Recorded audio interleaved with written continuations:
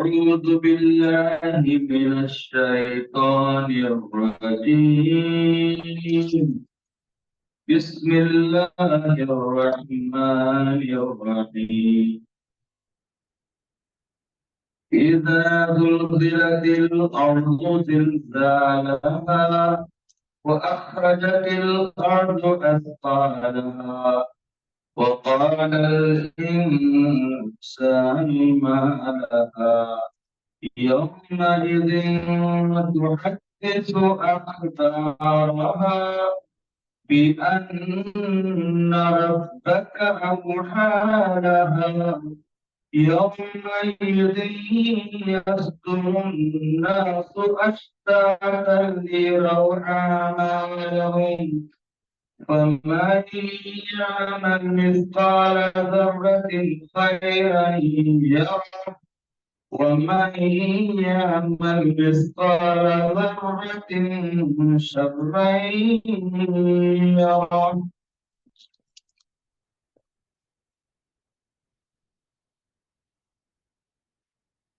بسم الله الرحمن الرحيم. الحمد لله رب العالمين، والصلاة والسلام على أشرف الأنبياء والمرسلين نبينا محمد وعلى آله وصحبه أجمعين. اللهم انفعنا بما علمتنا وعلمنا ما ينفعنا وزدنا علما وعملا وتوفيقا برحمتك يا أرحم الراحمين.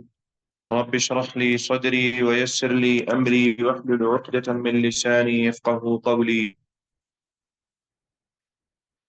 آج کا درس انشاءاللہ سورۃ زلزال سے شروع کریں گے۔ یہ سورہ اللہ تعالیٰ نے قیامت کے احوال اور قیامت کے احوال بیان کرنے کے لیے یہاں پر رکھی۔ اس سے پچھلی سورہ سورۃ البینہ ہے، جس کے اندر اللہ تعالیٰ نے اہل کتاب اور مشرکین ان کے معاملات نبی اکرم صلی اللہ علیہ وسلم کے ساتھ اور عام طور پر ان کے معاملات جو رہے اس چیز کا تذکرہ کیا اللہ تعالیٰ نے، کہ کس چیز پر ان لوگوں کی کس چیز کی معرفت تھی، جانکاری تھی، خاص طور پہ نبی اکرم صلی اللہ علیہ وسلم کے بارے میں۔ اور اس کے بعد جب نبی اکرم صلی اللہ علیہ وسلم مبعوث کر دیے گئے تو خاص طور پہ اہل کتاب نے نبی اکرم صلی اللہ علیہ وسلم کا انکار کیا۔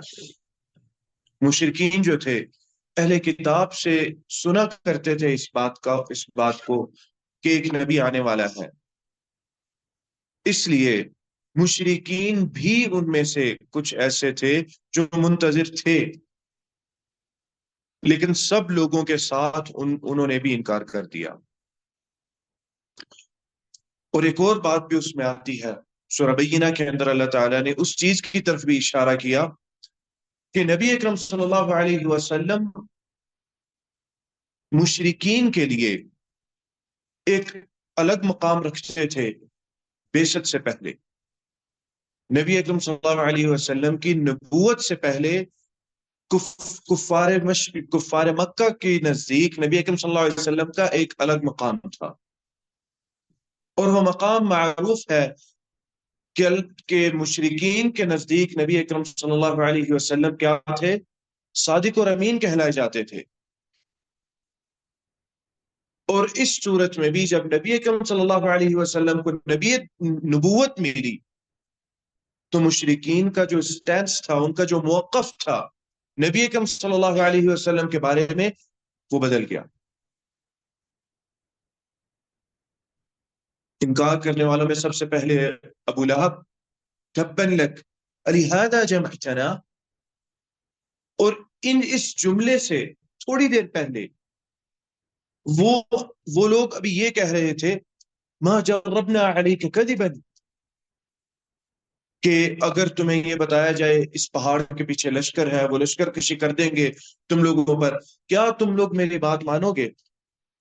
انہوں نے یہ نہیں کہا کہ ہم آپ کی بات مانیں گے، انہوں نے انداز جواب وہ اختیار کیا جو اس سے بھی افضل اور اعلیٰ تھا۔ ہم نے تو آپ کے ساتھ جھوٹ کا تجربہ ہی نہیں ہے ہمارا، بات ماننے والی کہ ہم آنکھیں بند کر کے آپ کی بات مانیں گے۔ یہ کچھ چیزیں تھی جن کا تذکرہ اللہ تعالیٰ نے پچھلی سورت میں سورۃ البینہ کے اندر کیا۔ اس کے بعد ان کا انکار، اور اس کے بعد جہنم، اور اس کے بعد جنت کا تذکرہ سورہ بینہ کے اندر اللہ تعالیٰ کرتے ہیں۔ اس کے بعد جنت اور جہنم کی طرف جاتے ہوئے جو احوال انسان کے ساتھ پیش آئیں گے، اور جو واقعات اس دنیا میں لوگوں کے سامنے پیش آئیں گے، لوگ جن کا سامنا کریں گے، ان کا تذکرہ پھر اللہ تعالیٰ سورۃ الزلزال کے اندر کر رہے ہیں۔ اس لیے اس سورت کے اندر احوال یوم القیامہ، حالات کے ساتھ احوال بھی ہیں، ایسے حالات جن کو سن کر انسان کو ہول پڑ جائے، انسان کو گھبراہٹ انسان کے دل میں پیدا ہو، ان حالات کا تذکرہ ہے یہاں پر۔ اللہ تعالیٰ فرماتے ہیں اذا زلزلت الارض زلزالها، اذا جب، زلزلت الارض ہلا دی جائے گی زمین، یہ جو صیغہ ہے فعل ماضی ہے، اور صیغہ مبنی المجہول ہے، لیکن اس کے فاعل سب کو پتا ہے۔ زمین کو زلزلہ دینے والے کون ہے؟ اللہ تعالی۔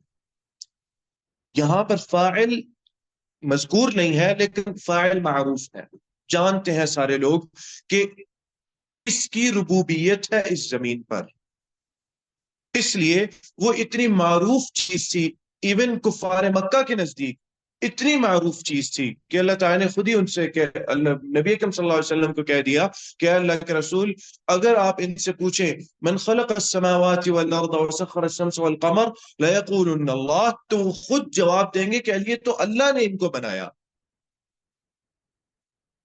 تو ربوبیت اللہ تعالیٰ کی معروف تھی، اس وجہ سے اللہ تعالیٰ کا یہاں پر ذکر نہیں کیا، نام یہاں پر نہیں لیا، لیکن وہ اس ذات کا پتہ ہے، اپنے آپ سب کو علم ہے اس ذات کا کہ کون سی وہ ذات ہے جو کنٹرول کرتی ہے ان ساری چیزوں کو۔ جب زمین کی تہ کو ہلا دیا جائے گا، اذا زلزلت الارض زلزالها، کیسے ہلایا جائے گا؟ جیسے ہلایا جانے کا حق ہے، تاکیداً اللہ تعالیٰ نے پھر زلزالها یعنی اس کو ہلا دینا، اس پر زلزلہ لے آنا، اس طرح اللہ تعالیٰ زلزلہ لے آئے گا۔ اور یہاں پر مفسرین نے اس کی تفسیر کرتے ہوئے یہ بات ارشاد فرمائی کہ اس وقت قیامت سے پہلے جو زلزلہ آئے گا اور جس سے زمین کا معاملہ سارا اللہ تعالیٰ کریں گے، وہ زلزلہ علاقائی زلزلے نہیں ہوں گے کہ مختلف اوقات میں علاقے میں زلزلے آ رہے ہیں۔ علاقائی زلزلے قیامت کی علامات میں سے ایک علامت ہے، لیکن قیامت کے شروع ہونے والے جو احوال ہیں ان میں سے ایک حالت نہیں ہے، بلکہ صرف قیامت کی علامات میں سے ہے کہ اس دنیا میں مختلف خطوں میں زلزلوں کی کثرت ہو جائے گی، بہت زیادہ زلزلے آنا شروع ہو جائیں گے، اتنے جتنے اس سے پہلے کبھی اس زمین پر نہ آئے اور نہ آتے ہوں گے۔ وہ زلزلے آنا شروع ہو جائیں گے، اور یہ قیامت کی علامات میں سے ہے، اس کے قریب ہونے کی علامات، اور یہ تقریباً علامت پوری ہو گئی۔ آئے دن زمین کے کسی خطے پر زلزلہ آیا رہتا ہے، جیسے جیسے ہم پیچھے چلے جائیں اور تاریخ میں ہم پڑھیں، ہمیں زلزلہ اتنا ہی کم ملے گا، زلزلہ کا وقوع اتنا ہی ہمیں کم ملے گا۔ اور جس طرح نبی اکرم صلی اللہ علیہ وسلم کی وفات سے ہم آگے جا رہے ہیں، ویسے ہی آپ صلی اللہ علیہ وسلم نے یہ بات ارشاد فرما دی کہ بعثت انا والساعۃ کہاتین والساعۃ کہاتین، کہ میں اور قیامت اس طرح، آپ صلی اللہ علیہ وسلم، صحابہ کہتے ہیں کہ دونوں انگلیاں السبابۃ والوسطی، آپ صلی اللہ علیہ وسلم نے ان دونوں انگلیوں کو کھڑا کیا اور کہا کہ میں اس طرح قریب ان دونوں کے بھیجا گیا ہوں۔ تو وہ قرب آپ صلی اللہ علیہ وسلم نے اس وقت ہی بتا دیا تھا۔ اور یہ زلزلے جو ہیں علاقائی زلزلے، یہ علامت ایک طرح سے پوری ہو چکی ہے۔ آج بھی اس پوری ہو جانے کا مطلب یہ نہیں کہ اب آگے نہیں آئیں گے، بلکہ اب آتے رہیں گے اور زیادہ ہوتے جائیں گے۔ تو زیادہ ہونے کے لحاظ سے یہ والی علامت پوری ہو چکی، لیکن جس چیز کا تذکرہ، جس زلزلے کا تذکرہ یہاں پر ہے، اس آیت کے اندر ہے، اس کے بارے میں امام مجاہد رحمہ اللہ فرماتے ہیں کہ یہ زلزلہ نفخت الاولی کا ہے، جب پہلا سور پھونکا جائے گا، یہ اس وقت کا زلزلہ ہے۔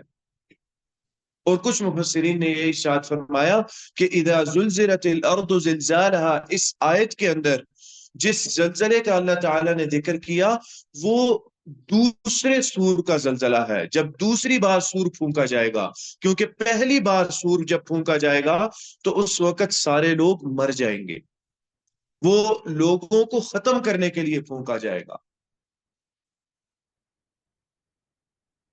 دوسری بار جو سور پھونکا جائے گا وہ سور ہوگا، زلزلہ ہوگا، اور اس کے بعد یہ ارشاد فرمایا کہ جتنے بھی اس زمین کے اوپر جتنے بھی اونچ نیچ ہیں وہ سارے ختم کر دیے جائیں گے، زمین کو میدان بنا دیا جائے گا۔ یہ النفخۃ الثانیہ دوسرا سور ہے، اور اس چیز کا تذکرہ یہاں پر آ رہا ہے۔ کیوں مفسرین نے اس چیز کو اختیار کیا کہ یہ دوسرا سور ہے، اور جب دوسرا سور پھونکا جائے گا تو اللہ تعالی روز محشر کے لیے زمین کو سیدھا کریں گے، میدان بنا دیں گے زمین کو۔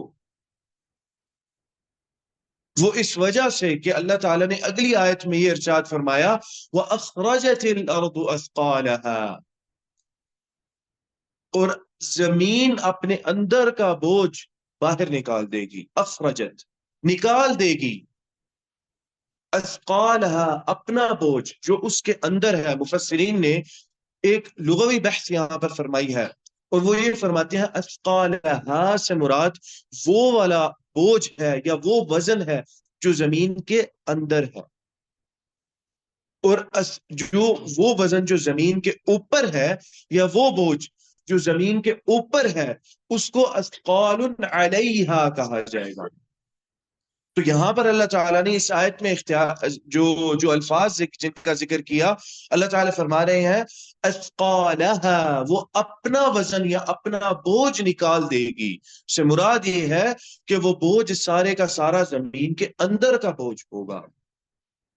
اور یہ کب ہوگا؟ جب اللہ تعالیٰ تیسرا سور پھونکا جائے گا اللہ تعالیٰ کی طرف سے۔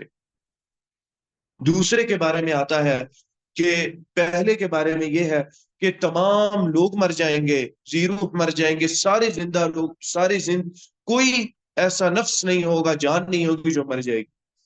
دوسرے سور کے بارے میں آتا ہے سوائے پہلے کے بعد سوائے کچھ فرشتے باقی رہیں گے، جن میں سور پھونکنے والے فرشتے بھی ہیں۔ اور اس کے بعد دوسرا سور ہے جس میں اللہ تعالیٰ زمین کو سیدھا کریں گے، زمین کے اونچ نیچ ان کو اللہ تعالیٰ بالکل ختم کر کے زمین کو ہموار کر دیں گے۔ یہ ہوگا دوسرا سور، اور اس میں کوئی زیرو باقی نہیں رہے گا، جو باقی بچ جائیں گے تھوڑے کچھ وہ فرشتے ہوں گے، وہ فرشتے بھی دوسرے سور کے بعد وہ بھی ختم ہو جائیں گے۔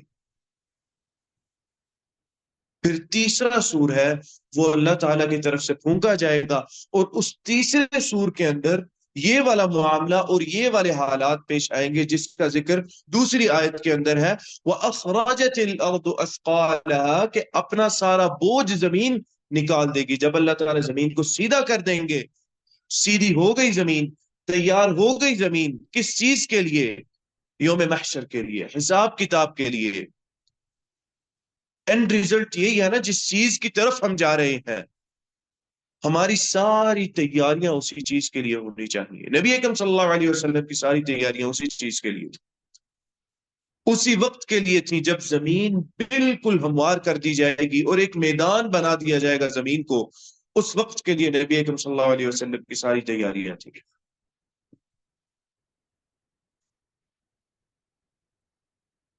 اور انہی اوقات کے بارے میں اللہ تعالیٰ نے یہ بھی ارشاد فرمایا کہ یہ وہ وقت ہوگا جب ایک حامل عورت اس کا بچہ گر جائے گا، ان اوقات کی وجہ سے یا ان احوال کی وجہ سے، اس زلزلے کی وجہ سے جوان بوڑھے ہو جائیں گے، اتنے حالات سخت ہوں گے۔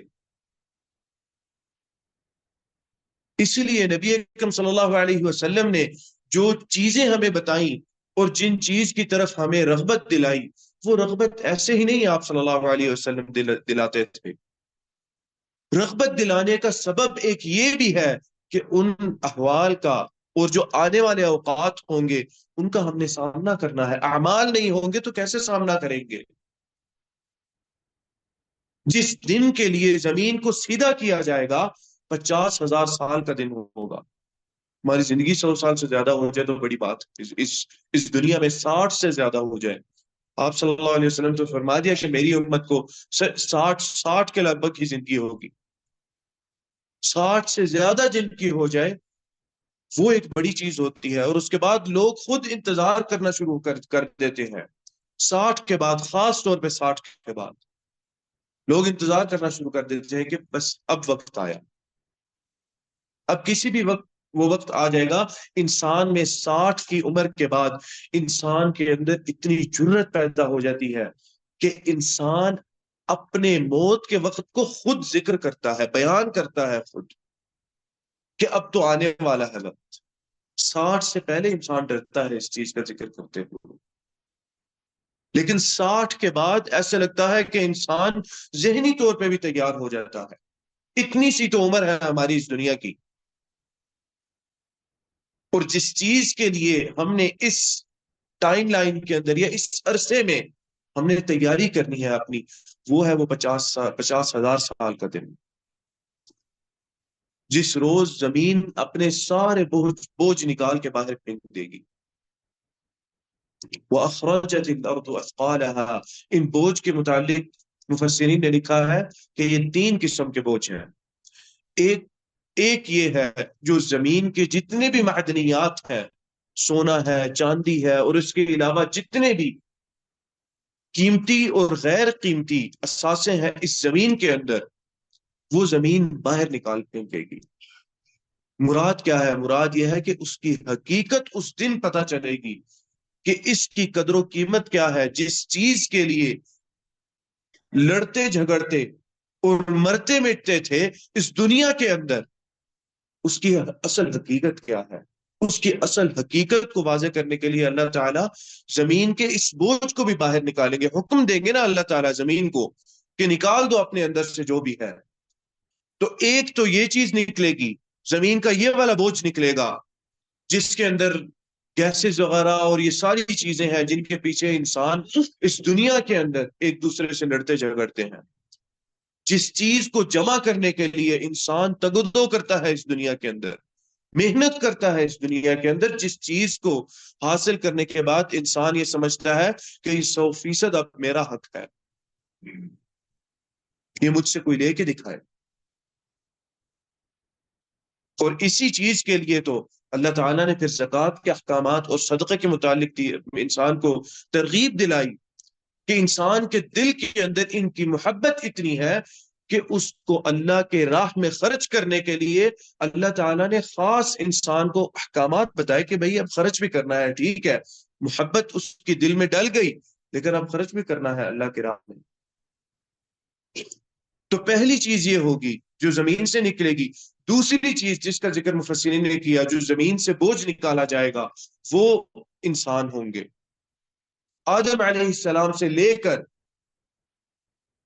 قیامت تک جتنے لوگ زمین میں دفن ہوئے ہوں گے، سارے لوگ اٹھ کے آ جائیں گے۔ اور یہاں پر پھر اللہ تعالیٰ کی کہنے کے ربوبیت اور الوہیت یہاں پر ثابت ہوتی ہے۔ اللہ تعالیٰ کا رب ہونا اور الہ ہونا۔ وہ لوگ کیسے اٹھ کے آئیں گے؟ کچھ لوگ تو جن کے جسد، جن کے جسم قبروں میں ہوں گے، اور کچھ ایسے ہوں گے جن کے جسم مٹی کھا چکی ہوگی، اور اس مٹی کو جمع کر کے اللہ تعالیٰ زندہ کریں گے لوگوں کو۔ وہ شخص آیا تھا نا نبی اکرم صلی اللہ علیہ وسلم کے پاس، اور اس نے آ کے نبی اکرم صلی اللہ علیہ اس کے ہاتھ میں ہڈیاں تھیں، اس نے آ کے نبی اکرم صلی اللہ علیہ وسلم کے سامنے ان ہڈیوں کو چورا کیا اور پھر اس کو پھینک دیا اور پھر کہا کہ اس کو کون اس زمین سے اٹھائے گا، اس زمین سے اس چیز کو اب کون زندہ کرے گا؟ وہ وقت ہوگا جب اس طرح کے لوگ بھی پھر دیکھیں گے، جب زمین اپنا بوجھ نکالے گی تو جو منکر ہوں گے اللہ تعالیٰ کے کی ربوبیت کی، اللہ تعالیٰ کے ان اعمال کے، جو لوگ منکر ہوں گے وہ لوگ پھر دیکھیں گے اللہ اپنی آنکھوں کے سامنے چیزوں کو ہوتے ہوئے دیکھیں گے۔ اور کوئی بعید نہیں جو لوگ منکر ہوں، خاص طور پر اللہ تعالیٰ ان کو زندہ کر کے خاص طور پر ان کی آنکھوں کے سامنے یہ چیز اللہ تعالیٰ کرے کہ ایک انسان تخلیق ہو رہا ہے، مٹی کے ذرات سے جمع ہو کر تخلیق ہو رہا ہے۔ وہ کیسے ہو رہا ہے، اس میں اس کا ہمیں اس چیز کا علم ہونا یا رکھنا یہ ضروری نہیں ہے۔ ہمیں اس چیز کے لیے تیار ہونا ضروری ہے۔ کیا ہم نے تیاری کی اس چیز کے لیے؟ نبی اکرم صلی اللہ علیہ وسلم کے پاس ایک آدمی آیا، اس نے نبی اکرم صلی اللہ علیہ وسلم سے پوچھا، یا رسول اللہ متی الساعہ؟ نبی اکرم صلی اللہ علیہ وسلم نے جواب میں ارشاد فرمایا، ماذا اعددت لها؟ کیا تیاری کی اس کے لیے؟ قیامت کے بارے میں پوچھتے ہو، ماذا اعددت لها؟ تیاری ہے کچھ اس وقت کی؟ اس وقت کا علم ہونا وہ ضروری نہیں ہے۔ اگر علم ہو بھی جائے، کیا ہماری زندگی اس وقت تک پہنچے گی؟ علم ہونے کا تو فائدہ تب ہے جب ہمیں اس کے وقت کا علم ہو اور ہمیں یہ بھی پتا ہو کہ میری زندگی اس وقت تک چلی جائے گی۔ شیطان کو تو اللہ تعالیٰ نے مہلت دے دی، اس نے مانگی، اللہ تعالیٰ نے مہلت دے دی، اس نے کہا، اللہ تعالیٰ نے کہا ٹھیک ہے پھر قیامت تک تمہارے پاس مہلت ہے، آگے سے آؤں گا، پیچھے سے آؤں گا، دائیں سے آؤں گا، بائیں سے آؤں گا، ہر جگہ سے گمراہ کرنے آؤں گا۔ وَلَا تَجِدُ أَكْثَرَهُمْ شَاكِرِينَ، اور اپنے بندوں میں سے اکثر کو آپ شکر گزار نہیں پائیں گے۔ یہ وعدہ کیا تھا شیطان نے، اس کا ٹارگٹ ہے اس کے پاس۔ اللہ تعالیٰ نے اس کو بھی اس کا علم نہیں دیا، لیکن اتنا کہہ دیا کہ قیامت تک مہلت ہے تمہارے پاس۔ اس کو اتنا ضرور پتا ہے کہ قیامت تک میں زندہ رہوں گا۔ ہمیں تو یہ بھی نہیں پتا کہ قیامت تک ہم زندہ رہیں گے کہ نہیں رہیں گے، اس لیے اس کے وقت کی معرفت کی کوئی فائدہ نہیں، اس کے وقت کی معرفت کا۔ نبی اکرم صلی اللہ علیہ وسلم نے اسی وجہ سے اس بندے سے یہ اگلا سوال ارشاد فرما دیا، ماذا اعددت لها؟ کیا تیاری کی ہے اس وقت کے لیے؟ آگے اللہ تعالیٰ ارشاد فرماتے ہیں، وقال الانسان ما لها، وقال اور کہے گا انسان، ما لها یہ کیا ہو رہا ہے، یہ کیا ہے اس زمین کو؟ مفسرین نے اس کی تفسیر کرتے ہوئے یہ بات ارشاد فرمائی کہ لوگ سوال کریں گے ایک دوسرے سے کہ لِأَيِّ شَيْءٍ زُلْزِلَتْ، کہ کس وجہ سے زلزلہ آ گیا؟ ہم تو آرام سے بہترین زندگی گزار رہے تھے، اپنے اعمال میں چل رہے تھے، اپنے معاملات کرتے جا رہے تھے، یہ کس وجہ سے زلزلہ آ گیا؟ اور ان کے بارے میں نبی اکرم صلی اللہ علیہ وسلم نے یہ بات ارشاد فرمائی کہ تقوم الساعة على شرار الخلق، سب سے بدترین مخلوق پر اللہ تعالیٰ قیامت قائم کریں گے۔ مطلب کیا ہے؟ مطلب یہ ہے کہ نیک اور اچھے مسلمان لوگ اس وقت زندہ نہیں ہوں گے، اسی لیے ہر چیز کو پھر اٹھا لیا جائے گا، قرآن کو اٹھا لیا جائے گا، سطور سے، ان سطروں سے بھی قرآن کو اٹھا لیا جائے گا۔ یہ بات نہیں کہ صرف کتابیں غائب ہو جائیں گی، کچھ علماء نے اس کے بارے میں یہ بھی ارشاد فرمایا کہ سطریں خالی ہو جائیں گی، اٹھا لیا جائے، کیسے اٹھا لیا جائے گا اس کا ہمیں علم نہیں، لیکن اتنا ضرور پتا ہے کہ یہ کتاب پھر خالی ہو جائے گی، اس میں الفاظ وہ نہیں رہیں گے، اٹھا لیے جائیں گے وہ الفاظ، کعبہ ہدم کر دیا جائے گا، ختم کر دیا جائے گا۔ یہ ہوں گے وہ لوگ جن پر اللہ تعالیٰ قیامت لے کر آئیں گے، اور وہی لوگ ہوں گے جو یہ بات کہیں گے ما لہا، اس زمین کو کیا ہو گیا ہے. بہترین خوبصورت زندگی گزار رہے تھے، آسائش میں، آرام میں، خواہش نفس پوری کرتے ہوئے، کس لیے ہمیں روک دیا گیا ان ساری چیزوں سے. اور وہی بات ہے کہ یا تو حسرت کے ساتھ یہ سوال ہو یا انسان کی تیاری ہو. انسان کی تیاری ہوگی تو انسان ما لہا نہیں کہے گا، بلکہ انسان یہ کہے گا ہاں ہیا، اچھا یہ تو یہ ہے، آ گئی. جس کے لیے تیاری کر رہے تھے. ایگزامینیشن ہال کے اندر بھی سب سے خوش طالب علم وہ ہوتا ہے، یا سب سے پرسکون کہہ لیجئے طالب علم وہ ہوتا ہے جس کی تیاری ہوتی ہے. جس کی تیاری نہیں ہوتی وہ پرسکون نہیں ہوتا. اگرچہ اس کو خود پتا ہے کہ رات کو میں نے جان کے بیٹھ کے پچھلے دن یا پچھلے روز یا پچھلے ایام میں خود تیاری نہیں کی، لیکن اس کے باوجود وہ اطمینان والی چیز جو ہے نا وہ کھو بیٹھتا ہے. اور جو مطمئن شخص ہوتا ہے جس نے تیاری کر رکھی ہے، آپ صلی اللہ علیہ وسلم نے اس اطمینان کو برقرار رکھنے کے لیے یہ ہمیں چیزیں سکھائیں. اور اس صحابی سے بات پوچھی کہ ماذا اعددت لها، کیا تیاری کر رکھی ہے تم نے. اور ان سارے احوال سے پہلے میرے بھائیوں، جو واقعات پیش آئیں گے، ہماری زندگی جہاں پر چلے گی، ایک اور مختلف زندگی ہماری شروع ہوگی، وہ برزخ کی زندگی ہوگی. اس زلزلے سے پہلے اور اس برزخ کی زندگی کے لیے بھی تیاری ایک خاص طریقے کی ہے. نبی اکرم صلی اللہ علیہ وسلم نے اس زندگی سے بھی پناہ مانگی جو برزخ کی زندگی ہے، قبر کی جو زندگی ہے، پناہ مانگی. عائشہ رضی اللہ تعالی عنہ فرماتی ہیں نبی اکرم صلی اللہ علیہ وسلم نے یہ دعائیں جو تھیں ایک طرح سے اللہ تعالیٰ جبریل علیہ السلام کے ذریعے ہی پھر بتا دیتے تھے نبی اکرم صلی اللہ علیہ وسلم کو. آپ صلی اللہ علیہ وسلم نے یہ جو دعا سکھائی ہمیں، تشہد کے آخر پہ تقریباً یہ دعا پڑھی جاتی ہے، اللہم انی اعوذ بک من عذاب القبر والی جو دعا ہے. عائشہ رضی اللہ تعالی عنہ فرماتی ہیں جب نبی اکرم صلی اللہ علیہ وسلم نے اس دعا کو پڑھنا شروع کیا، سکھایا گیا، کہتی ہیں میں نے آپ صلی اللہ علیہ وسلم کی کوئی نماز ایسی نہیں دیکھی جس میں آپ نے یہ دعا نہ پڑھی ہو اس کو ختم کرنے سے پہلے. اور تشہد جو وقت ہے تشہد کا، انسان جس وقت تشہد کی حالت میں بیٹھتا ہے اللہ تعالیٰ دعا قبول فرماتے ہیں. اور اس کے اندر نبی اکرم صلی اللہ علیہ وسلم نے اس وقت میں آپ صلی اللہ علیہ وسلم نے یہ دعا سکھائی ہمیں قبر سے حفاظت کی.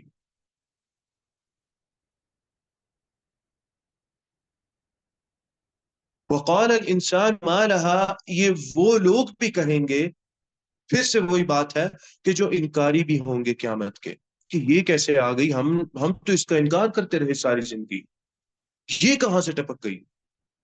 اس کا تو اندازہ اور خیال میں بھی یہ بات نہیں تھی کہ یہ آنے والی ہے. آگے اللہ تعالیٰ ارشاد فرماتے ہیں یومئذ تحدث اخبارها، اس روز تحدث بیان کرے گی. کون بیان کرے گی؟ زمین. ساری آیات کا، ان ساری آیات کے اندر جتنی بھی بات ہو رہی ہے زمین کے متعلق بات ہو رہی ہے. زمین بیان کرے گی اخبارها، اپنے اخبار بیان کرے گی کہ زمین کے اندر جو ہوا. میں نے ثقل کے جب ہم وَأَخْرَجَتِ الْأَرْضُ أَثْقَالَهَا والی بات پڑھ رہے تھے، اس کے اندر تیسرا جو وزن ہے نا، جو تیسرا بوجھ ہے زمین اپنے اندر سے نکالے گی. 3 کا ذکر کیا، ایک تو جتنے بھی سونا چاندی جتنا بھی زمین کے اندر ہے وہ نکالے گی، لوگوں کو نکالے گی زمین اپنے اندر سے، لوگوں کا بوجھ نکالے گی. تیسرا بوجھ جس کا مفسرین نے ذکر کیا ہے اس کا تعلق اس آیت سے بھی ہے، یومئذ تحدث اخبارها، زمین اپنا وہ حصہ بھی نکالے گی جو لوگوں کے جرائم کی گواہی دے گا، وہ حصہ بھی نکالا جائے گا. یہ 3 بوجھ ہیں جن کا ذکر مفسرین نے کیا. تیسرا بوجھ یہ خطرناک بوجھ ہے، یہ ہمارے خلاف، ہمارے درمیان ہی، اس کا مطلب ہمارے درمیان ہی چیزیں ہوں گی، ہمارے خلاف ہی گواہیاں دینے کے لیے اللہ تعالیٰ نے تیار کر رکھی ہوں گی۔ اور یہ وہ آیت ہے جو پھر اس چیز پر دلالت دیتی ہے کہ زمین اپنی خبریں پھر بتائے گی۔ اس روز پھر خبر کس کو بتانی ہوگی؟ اللہ تعالیٰ کو خبر بتانی ہوگی اس روز۔ اس روز پھر کسی اور کو خبر نہیں بتائی جائے گی۔ اس روز انسان اپنا محاسبہ پھر نہیں کر سکے گا۔ اپنا محاسبہ کرنا ہے، کوئی خبر بتانی ہے، آج کا دن ہے، یہ زندگی ہے، اس زندگی کے اندر معاملہ ہے۔ حاسبوا انفسکم قبل ان تحاسبوا، اس سے پہلے کہ تمہارا حساب لے لیا جائے، اپنا حساب خود لیتے رہا کرو۔ کس وجہ سے حضرت عمر نے یہ بات کہی تھی؟ قیامت کے احوال کی وجہ سے یہ بات حضرت عمر ارشاد فرما گئے تھے۔ عشرہ مبشرین میں سے تھے عبد الرحمن بن عوف رضی اللہ تعالی عنہ، روزے میں ہوتے ہیں، آتے ہیں گھر سے، گھر کے باہر سے داخل ہوتے ہیں گھر میں، اور یہ بات ہے نبی اکرم صلی اللہ علیہ وسلم کی وفات کے بعد کی۔ عبد الرحمن بن عوف اللہ تعالی نے زندگی عطا کی، اس کے بعد امارت بھی تھی، گھر آتے ہیں، دسترخوان پہ مختلف کھانوں کو پاتے ہیں، مختلف اقسام کے کھانے، دیکھ کر پریشان ہو جاتے ہیں، رونے لگتے ہیں، روتے روتے بے ہوش ہو جاتے ہیں۔ پھر جب ہوش آئی، پوچھا گیا تو کہتے ہیں کہ مجھے ڈر ہے کہ کہیں اللہ تعالیٰ نے جو ہمارے نیک اعمال ہیں نا، ان کی نعمتیں اس دنیا میں ہی ہمیں پوری نہ کر دیں۔ اگر اس دنیا میں وہ نعمت اور اس کا اجر و ثواب اللہ نے پورا کر دیا تو قیامت کو تو ہمیں کچھ بھی نہیں ملے گا۔ اور یہی کہتے کہتے روتے روتے اٹھ کے چلے گئے، کھانا نہیں کھایا، روزے میں تھے، کھانا نہیں کھایا۔ کون تھے؟ عشرہ مبشرین گننا شروع کرے نا تو چھٹے نمبر پہ حضرت عبد الرحمن بن عوف آ جاتے ہیں۔ جس ترتیب سے علماء نے بیان کیے، تقریباً چھٹے نمبر پہ حضرت عبد الرحمن بن عوف آ جاتے ہیں۔ وہ صحابی تھے جن کو حضرت عمر رضی اللہ تعالی عنہ نے اختیار کیا تھا خلافت کے لیے۔ حضرت عمر رضی اللہ تعالی عنہ نے ایک کیبنٹ بنا دی تھی نا خلافت کے لیے، لوگ جمع کر دیے تھے، فوت ہو رہے تھے، آپ صلی اللہ علیہ وسلم نے لوگوں کو جمع کر دیا، 9 لوگ تھے، ان میں حضرت عثمان بن عوف بھی تھے۔ وہ الگ بات ہے، انہوں نے کہہ دیا کہ پیچھے ہٹتا ہوں، یہ پیچھے ہٹ گئے وہاں پر۔ لیکن اس بات سے پتہ چلتا ہے کہ حضرت عمر رضی اللہ تعالی عنہ کے نزدیک حضرت عبد الرحمن بن عوف کی کتنی اہمیت تھی۔ اور عبد الرحمن بن عوف جن کو اللہ تعالیٰ نبی، اللہ تعالیٰ کے رسول نے صلی اللہ علیہ وسلم جنت کی بشارت دی ہے، وہ احوال قیامت کو یاد کر کے اس طرح کا ان کا معاملہ ہے۔ کچھ محدثین ایسے ہیں، ان کے بارے میں آتا ہے کہ قیامت کے احوال کو یاد کر کے ان کی حالت یہ ہوتی کہ ان کے پیشاب میں خون آنا شروع ہو جاتا۔ سمجھ نہیں آتی کہ یہ احساس اور یہ چیز کیسے پیدا ہوتی ہے۔ اس کے بارے میں کچھ ڈھونڈ رہا تھا میں، تو مجھے ایک چیز ملی کہ انسان کو یہ ایک بیماری ہے، اور وہ بیماری کیا ہے کہ انسان کثرت سے ایک کسی خوف میں مبتلا رہے نا، تو انسان کو بایولوجیکلی یہ بیماری لگ جاتی ہے کہ انسان کو پیشاب خون کا آنا شروع ہو جاتا ہے، یا پیشاب میں خون آنا شروع ہو جاتا ہے۔ اس کا مطلب یہ ہے کہ وہ لوگ قیامت کے ڈر سے، دنیا کے معاملات کا ڈر نہیں تھا ان کو، دنیا کے معاملات میں تو انتہائی یقین اللہ تعالیٰ پر تھا ان کا، اللہ تعالیٰ کی ربوبیت پہ، اللہ تعالیٰ کی الوہیت پہ۔ دنیاوی معاملات میں ان کو ڈر قیامت کا تھا، اس وجہ سے یہ چیزیں ان کے ساتھ پیش آتی تھیں کہ پیشاب میں ان کو خون آتا تھا قیامت کے احوال کو یاد کر کے۔ اور وہی چیز ہے، قیامت کے احوال کی جب ہمیں معرفت نہیں ہوگی، علم نہیں ہوگا، ہمیں خوف کیسے آئے گا؟ جب ہمیں علم ہونا شروع ہوگا، جب ہم اس کے بارے میں سوچیں گے، تبھی تو ہمیں خوف آئے گا۔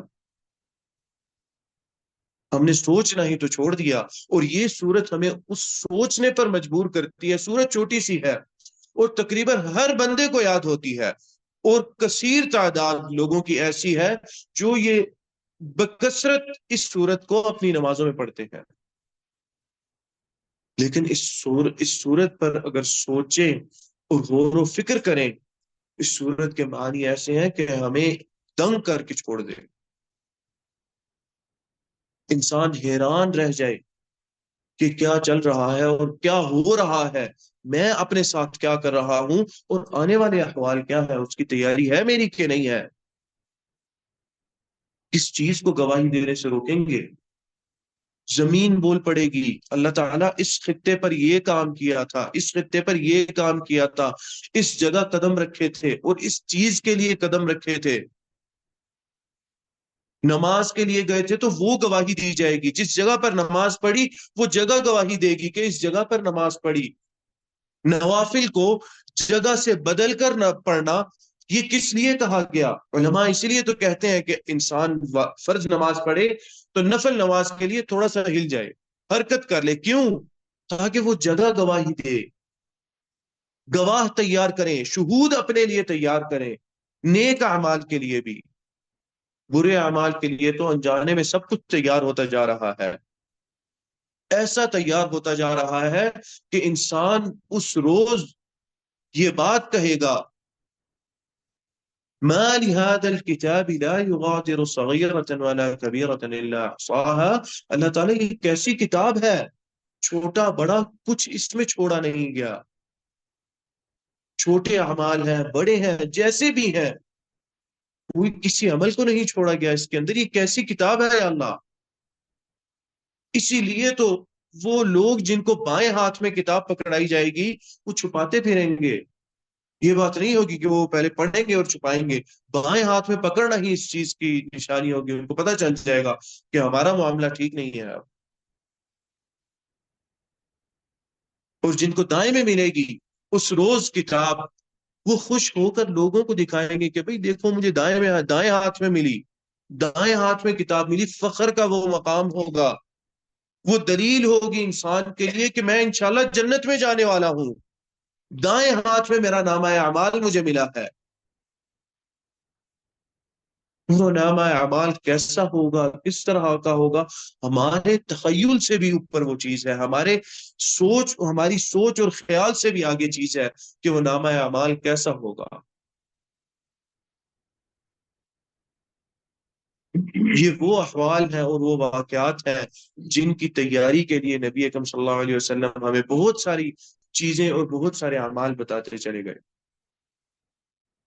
چند روز پہلے ایک حدیث پڑھ رہا تھا، اس میں حضرت عبداللہ بن عمرو بن عاص رضی اللہ تعالی عنہ کے بارے میں حدیث ہے، وہ خود روایت کرتے ہیں کہ اللہ کے رسول میرے پاس آئے، نیک اعمال کے بارے میں ہے کہ اس میں فلانے فلانے عمل کرتا تھا، تو نبی اکرم صلی اللہ علیہ وسلم نے کہا کہ یہ اعمال تم ایسے ایسے کرتے ہو؟ انہوں نے کہا جی میں ایسے ایسے کرتا ہوں۔ تو نبی اکرم صلی اللہ علیہ وسلم نے کہا کہ اچھا اس کو ایسے نہیں ایسے کرو، یعنی آپ صلی اللہ علیہ وسلم نے ایک خاص طریقہ دیا۔ اس عمل کے بارے میں یہ بات ذہن میں آئی کہ نبی اکرم صلی اللہ علیہ وسلم نے کتنے چھوٹے چھوٹے اعمال ہیں ہمیں بتا رکھے ہیں اس روز کی تیاری کے لیے۔ آپ صلی اللہ علیہ وسلم نے حضرت عبداللہ بن عمر کو یہ فرمایا، روز روزہ رکھتے تھے، اور یہ بات ایک طرح سے شکایت کے طور پر نبی اکرم صلی اللہ علیہ وسلم تک پہنچی ان کی بیوی سے کہ یا رسول اللہ دن میں روزہ رکھتے ہیں، رات میں کھڑے ہو کے نماز پڑھنا شروع کر دیتے ہیں۔ اور وہ بھی ایک سوال کے بعد تھی بات کہ نبی اکرم صلی اللہ علیہ وسلم نے ارشاد فرمایا ان کی زوجہ کو دیکھ کر کہ تم کیسی بنی ہو، تو صاف ستھرا ہو کے رہتا ہے؟ تو انہوں نے کہا یا رسول اللہ آپ کے صحابی عبداللہ کو میری حاجت نہیں ہے۔ آپ سنو گا کیوں، کیا بات ہے؟ یہاں پہ وہ زوجہ کا حق والی بات آتی ہے نا کہ بیوی کا بھی حق ہے انسان پر، تو تب یہ بات بتائی گئی کہ یا رسول اللہ رات ہوتی ہے تو کھڑے ہو کے نماز پڑھنا شروع کر دیتے ہیں، تہجد کی نماز پڑھتے ہیں، دن ہوتا ہے تو روزہ رکھ لیتے ہیں۔ تو نبی اکرم صلی اللہ علیہ وسلم نے ان کو آ کے یہ بات کی اور کہا اچھا اگر کرنا ہے تو اس انداز سے کرنا ہے۔ اس کے اندر نبی اکرم صلی اللہ علیہ وسلم نے ایک بات کہی کہ اے عبداللہ مہینے میں 3 دن روزے رکھ لو، وہ 3 دن روزے رکھنا تمہارے لیے ایسا ہوگا جیسے تم نے پوری زندگی روزے رکھے، وہ کیسے ہوگا؟ کیونکہ آپ صلی اللہ علیہ وسلم نے ارشاد فرمایا کل حسنۃ، ہر نیکی بعشرۃ امثالها، اس کی 10 نیکیوں کے برابر، یعنی ایک روزہ 10 روزوں کے برابر ہوگا۔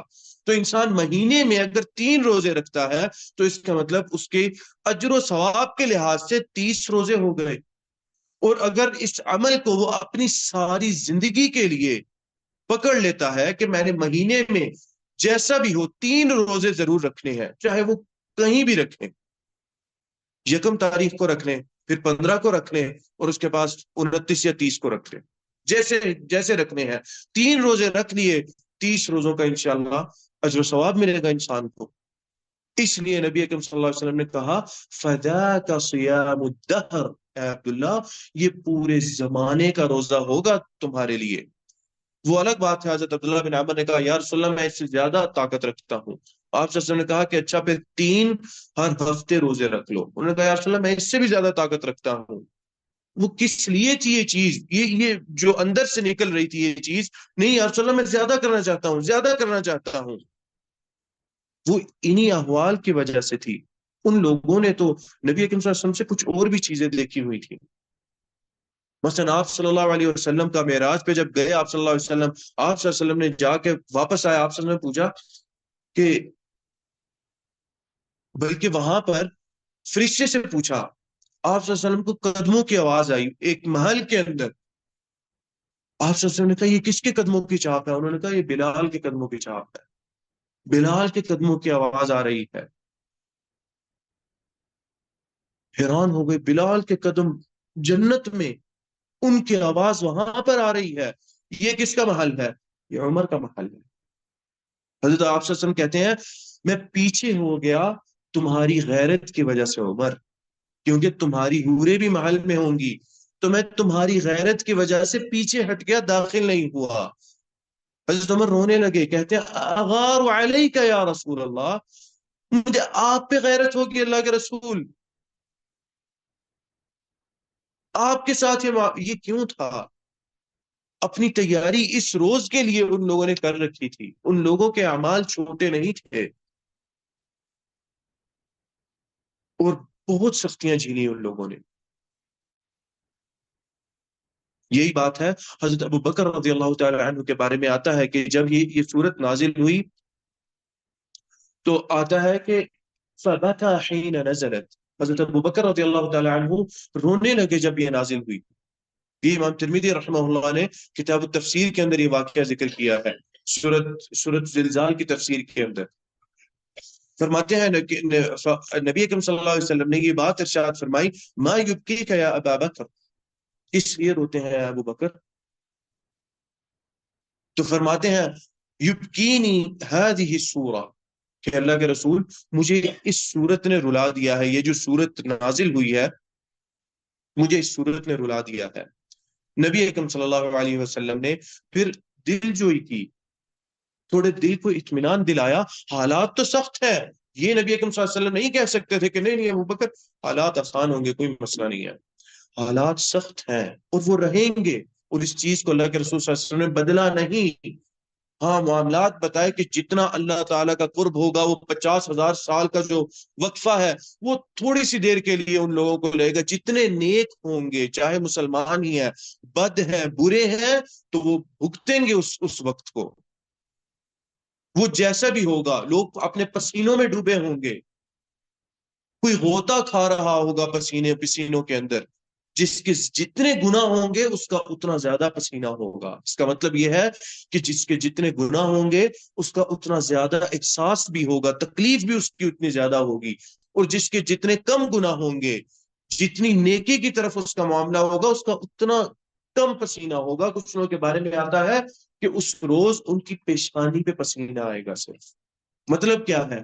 یعنی ان کو تھوڑی تکلیف ہوگی، ہلکی سی تکلیف، پیشانی پہ پسینہ کب آتا ہے؟ جب تھوڑی سی گرمی لگتی ہے، اور شرابور انسان کب ہوتا ہے؟ جب شدید گرمی ہوتی ہے۔ آپ صلی اللہ علیہ وسلم نے ارشاد فرمایا سورج 1 میل کے فاصلے پہ ہوگا، ہم نے اپنا سایہ ڈھونڈا اپنے لیے، سائے کا اہتمام کیا اپنے لیے، یہ ہے وہ احوال جس کی وجہ سے حضرت ابو بکر رضی اللہ تعالی عنہ رو پڑے. آپ صلی اللہ علیہ وسلم نے دل جوئی کی، آپ صلی اللہ علیہ وسلم نے دل کو تھوڑا سا اطمینان دلایا. آپ صلی اللہ علیہ وسلم نے فرمایا لولا انکم تخطئون وتذنبون، اے ابو بکر اگر تم لوگ گناہ غلطیاں نہ کرو اور گناہ نہ کرو، فیغفر اللہ لکم، تو پس اللہ تعالیٰ تم لوگوں کو ان کے بعد معاف فرمائے. یعنی گناہ کر کے انسان توبہ کرے تو اللہ تعالیٰ معاف فرمائے. تو آگے اللہ کے رسول فرماتے ہیں لَخَلَقَ اللَّهُ أُمَّةً، اللہ تعالیٰ ایسی امت پیدا کرے گا جو گناہ کریں گے، جو غلطیاں کریں گے، اس کے بعد توبہ اور استغفار کریں گے اور اللہ تعالیٰ معاف فرمائیں گے. اصل چیز کیا ہے؟ اصل چیز یہ ہے کہ ہم توبہ استغفار کرتے ہیں کہ نہیں. اس دن بھی کامیابی کے لیے ہمارے توبہ اور استغفار بھی دیکھے جائیں گے. تو دل کو تھوڑی سی تمنا دی، تھوڑی سی دلجوئی کی، اطمینان دیا تھوڑی سی دل کو نبی اکرم صلی اللہ علیہ وسلم نے کہ اچھا نہیں ہے ابو بکر، جو استغفار کریں گے ان کے لیے معاملات شاید آسان ہو جائے. استغفار کرنے والے، کیونکہ گناہ تو ہماری طبیعت کے اندر لکھا ہے، ہمارے نیچر میں ہے گناہ کرنا، انسان اس چیز کو بدل نہیں سکتا. لیکن یہ بات آپ سے نے فرمائی کہ اللہ تعالیٰ معاف فرمائیں گے اس کو جو معافی طلب کرے گا. آگے اللہ تعالیٰ ارشاد فرماتے ہیں بِأَنَّ رَبَّكَ أَوْحَى لَهَا، بے شک تیرے رب نے. انداز سورت کا اس طریقے کا ہے کہ انسان گھبرا جاتا ہے اگر اس کے معانی پر غور کرے. تیرے رب نے بِأَنَّ رَبَّكَ أَوْحَى لَهَا، اس کو حکم دیا. یعنی یہ جواب ہے ان سوالوں کا جن کا ذکر سورت میں نہیں ہے. اور وہ سوال کیا ہوں گے؟ یار اب یہ کہاں سے، یہ کس طرح، یہ بولنا کیوں شروع ہو گئی، یہ کیا معاملات چل رہے ہیں. بِأَنَّ رَبَّكَ أَوْحَى لَهَا، بے شک تیرے رب نے حکم دیا اس کو، وحی کی اس کی طرف کہ اب وہ بولے. اب دیکھتے ہیں کون بچتا ہے.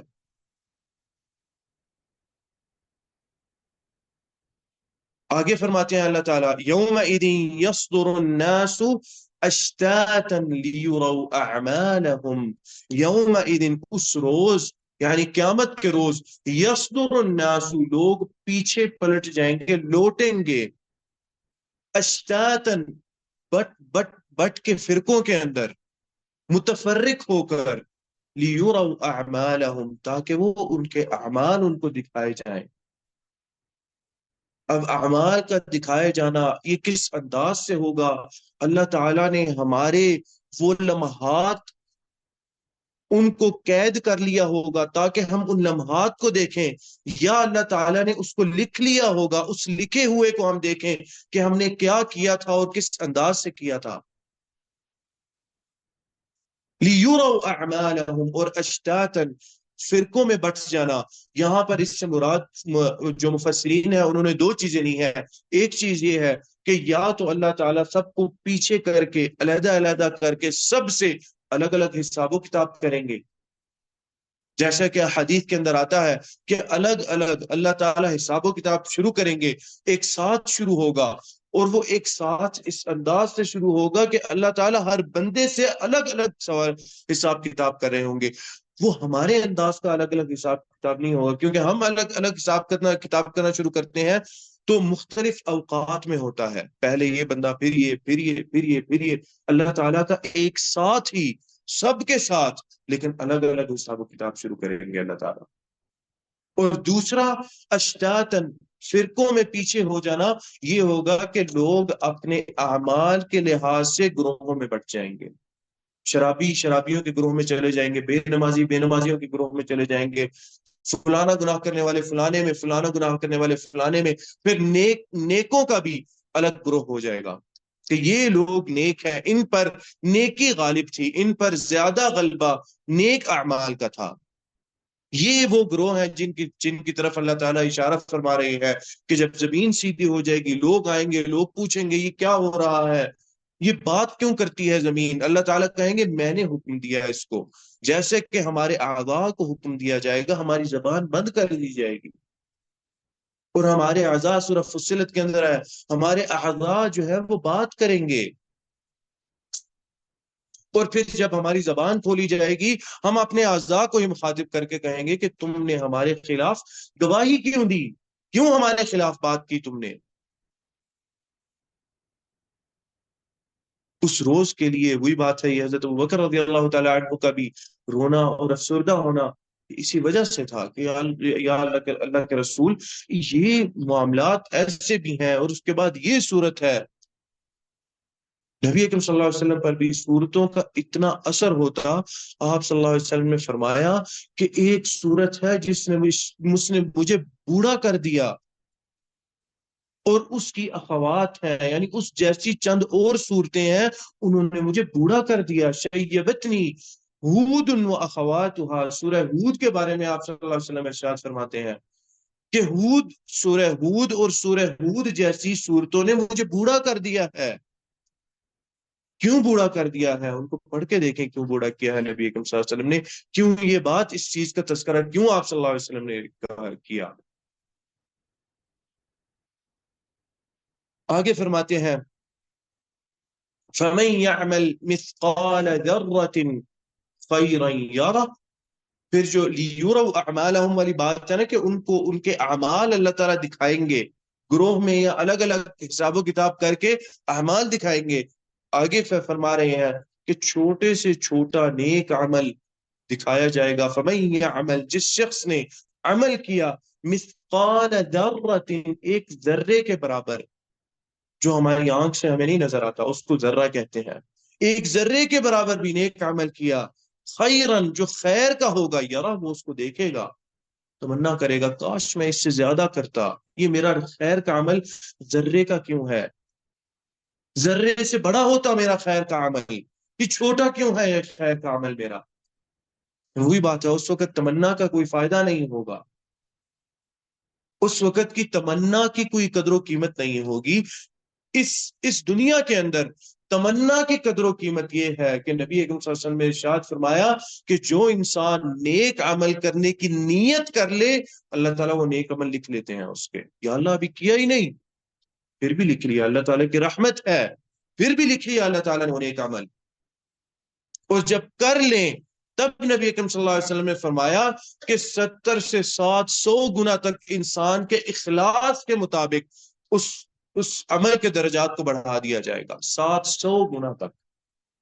اور برائی کے بارے میں انسان نیت کرے تو لکھی نہیں جاتی، جب وہ برائی کرتا ہے تو لکھی جاتی ہے، اور ایک لکھی جاتی ہے، اس کو اللہ تعالیٰ ملٹی پلائی نہیں کرتے اس سے آگے فرماتے ہیں اللہ تعالیٰ وَمَن يَعْمَلْ مِثْقَالَ ذَرَّةٍ، جس نے بھی عمل کیا ایک ذرے کے برابر، شرًا، جو کہ شر عمل تھا، برا عمل تھا، وہ اس کو بھی دیکھ لے گا، اس برے عمل کو بھی دیکھ لے گا۔ نبی اکرم صلی اللہ علیہ وسلم نے حضرت عائشہ رضی اللہ تعالی عنہ کو مخاطب کیا، اور مخاطب کر کے ارشاد فرماتے ہیں یا عائشہ ایاکی ومحقرات الذنوب، اے عائشہ خبردار رہنا، کسی گناہ کو چھوٹا نہ سمجھنا۔ اور یہ بہت بڑی غلطی ہے کہ ہم کچھ چیزیں کرتے ہیں ان کو چھوٹا سمجھتے ہوئے، اچھا چھوٹا ہی تو ہے۔ علماء نے ارشاد فرمائی کہ صغائر جمع ہو کر کبائر بن جاتے ہیں، چھوٹے گناہ جمع ہو کر جتنے بھی زیادہ ہوں، جیسے بھی انسان کر رہا ہو، جمع ہو کر وہ کبائر بن جاتے ہیں۔ اس کے بارے میں یہ ہے ایاک ومحقرات الذنوب فإن لها من اللہ طالبا، اللہ تعالیٰ کے ہاں ان کی طلب آ جائے گی، اللہ کے ہاں طلب آ گئی تو جواب کیسے دیں گے؟ یہ نہیں کہیں گے اللہ وہ چھوٹا سا تھا اس لیے کر لیا، یہ چھوٹا سا تھا اس لیے اس کا خیال نہیں رہا ذہن میں، یہ تو جواب قابل قبول نہیں ہوگا۔ اگر اللہ تعالیٰ نے کیوں کا سوال کر لیا، یہ حضرت عائشہ کے سے ہی حدیث ہے کہ اگر اللہ تعالیٰ نے کیوں کہہ دیا، وہاں پر پھر رک جائیں گے، نہیں جواب دے پائیں گے۔ اللہ تعالیٰ سے دعا ہے کہ اللہ تعالیٰ ہمیں اس روز کے لیے تیاری کرنے کی توفیق عطا فرمائے، ان احوال اور ان حالات کی اللہ تعالیٰ ہمیں معرفت دے، اور ان سے ہمیں اللہ تعالیٰ ڈرنے کی بھی توفیق عطا فرمائے۔ ڈرنا بھی ایک عبادت ہے، ان چیزوں سے اللہ تعالیٰ سے یہ ڈرنا بھی ایک عبادت ہے، اور اس کا بھی ایک اجر ہے۔ اللہ تعالیٰ سے دعا ہے کہ جو کہا اور جو سنا اللہ تعالیٰ ہمیں اس پر عمل کرنے کی توفیق عطا فرمائے. قد قلت ما قلت إن صوابا فمن الله وإن خطأ فمني والشيطان وأستغفر الله إنه كان غفارا. بسم الله الرحمن الرحيم. الحمد لله رب العالمين الرحمن الرحيم مالك يوم الدين إياك نعبد وإياك نستعين اهدنا الصراط المستقيم صراط الذين أنعمت عليهم غير المغضوب عليهم ولا الضالين آمين. اللهم صل على محمد وعلى آل محمد كما صليت على إبراهيم وعلى آل إبراهيم إنك حميد مجيد. اللهم بارك على محمد وعلى آل محمد كما باركت على إبراهيم وعلى آل إبراهيم إنك حميد مجيد. اللهم إنك عفو تحب العفو فاعف عنا. اللهم إنك عفو تحب العفو فاعف عنا. اللهم إنك عفو تحب العفو فاعف عنا. رب ارحمهما كما ربياني صغيرا. رب ارحمهما كما ربياني صغيرا. رب ارحمهما كما ربياني صغيرا. اللهم أجرنا من النار. اللهم أجرنا من النار. اللهم أجرنا من النار. ربنا آتنا في الدنيا حسنة وفي الآخرة حسنة وقنا عذاب النار. ربنا تقبل منا إنك أنت السميع العليم وتب علينا إنك أنت التواب الرحيم. وصلى الله على نبينا محمد وعلى آله وصحبه أجمعين.